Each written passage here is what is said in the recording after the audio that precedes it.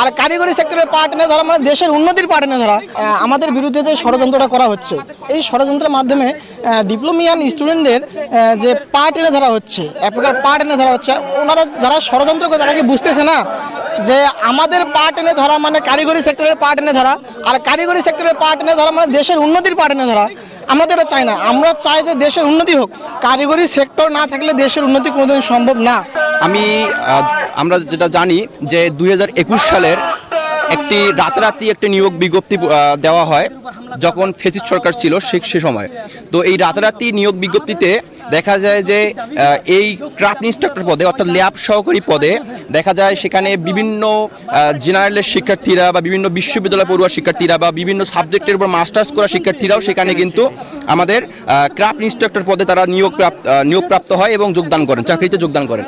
তো এই বিষয়টা হচ্ছে একজন ক্রাফট ইন্সট্রাক্টর যার কাজ হচ্ছে ল্যাবের যে সকল সহকারী কাজ থাকবে, অর্থাৎ আমরা যে সকল যন্ত্রপাতি নিয়ে আসলে সেখানে কাজ করব তারা সেটা পর্যবেক্ষণ করবেন, আমাদের শেখানোর একটা প্রচেষ্টা তাদের থাকবে। তো সেই দিক থেকে আমি মনে করি যে একজন ধরেন যে ম্যাথে সে মাস্টার্স করেছে, একটা বিশ্ববিদ্যালয় থেকে ম্যাথের উপরে মাস্টার্স করেছে, তো কোনো প্রয়োজনই নাই সে আমাদেরকে ল্যাবের মধ্যে ম্যাথ শিখাবে।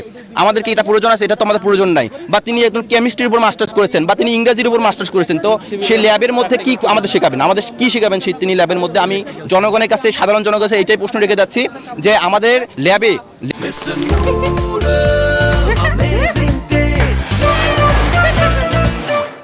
যে সকল আমাদের জুনিয়র ইন্সট্রাক্টর পদে যারা থাকবেন, আমি চাই বা আমরা সকলেই চাই যে সেখানে অবশ্যই অর্থাৎ আমাদের ডিপ্লোমা ব্যাকগ্রাউন্ড অথবা যে সকল এসএসসি এইচএসসিতে আমরা যারা ভোকেশনাল থেকেও যারা পড়াশোনা করেছে তাদেরকে দেওয়া হোক, অর্থাৎ টেক থেকে নিয়ে আসার শিক্ষার্থীদের ওখানে সুযোগ করে দেওয়া হোক।